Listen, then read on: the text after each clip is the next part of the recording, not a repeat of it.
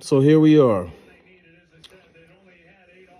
Drake sues Universal Music Group, Spotify, and Kendrick Lamar is in there too, as far as the accusations, where he charges that these folks have conspired to suppress his music on streaming services, and he claims that they have bolstered Kendrick Lamar's music on streaming services, specifically on the song Not Like Us. This was filed in court and alleges deceptive business practices and violations akin to a RICO, which is generally reserved for criminal cases involving organized crime. It says that they employed bots and payola to inflate the popularity of the song. And then it also includes Apple saying that they manipulated Siri to pull up Not Like Us when people wanted to hear Drake's music. Well, here we are, guys, and this is crazy. First of all, in hip hop, we have never seen this happen before. This is almost unprecedented. Back in the day, NWA had sued the rapper Tim Dog for sampling their music in the intro of his album, and I'm not sure what the result was of that, but it was pretty unprecedented too at that time. But very rarely have we seen something like this. A rapper losing a battle and then filing suit. Even the worst rap battles, we've never seen that happen before. Matter of fact, when people lose, they tend to feel a little sore, but eventually they move on. When Jay-Z lost his rap battle to Nas, he was sore and hurt, but at the end of the day, he kept creating and kept recording and eventually became victorious through attrition, through creating, through winning his fans over and the public over to show that he can still be successful after that. One other thing I want to note is that a lot of the internet folks out here are mentioning Ja Rule's name, which is unfair because Ja Rule stood 10 toes down in his battle with 50 Cent. Whether you feel he won or lost is whatever, but at the end of the day, he continued to battle lyrically with others too, like Eminem and all the surrounding people as well. He even created classic music along with those battles. So here we are.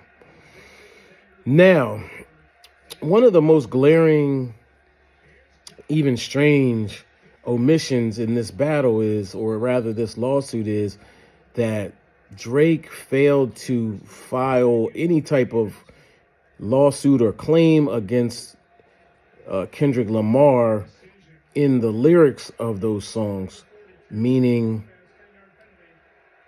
he was called a PDF, is what they say now, a person that engages in misconduct sexually in some of the most disturbing ways. And in fact, it was a part of the album art at one point, single art at one point, and it was really a part of the whole way he was able to win this battle, was basically saying that this guy's a horrible human being, and this is proof right here.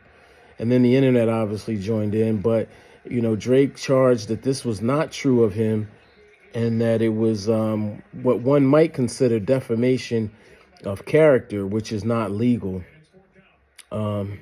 But they didn't go that route. They didn't claim defamation in this, and they didn't proceed with that, which is something I thought he might literally have a case with. By the way, Universal Music Group has said this is more or less, this is ridiculous. They are actually under the same recording umbrella, so he would actually have to say that the people within his own company, so to speak, would be rallying against him for another artist that they have in their wheelhouse. So there's that. Drake has always been an unconventional person in hip hop. We have seen time and time again that he is a pretty habitual line stepper. He had co-writers in this battle with Kendrick Lamar. He has, used artificial intelligence in this battle with Kendrick Lamar, which was pretty much like, what are you doing? But we kept it moving in the interest of the battle and kept going with it. But those are like major infractions culturally. I've also noticed in the past he's been very picky about who he tends to respond to. There have been other rappers that are worthy opponents that he has all but ducked.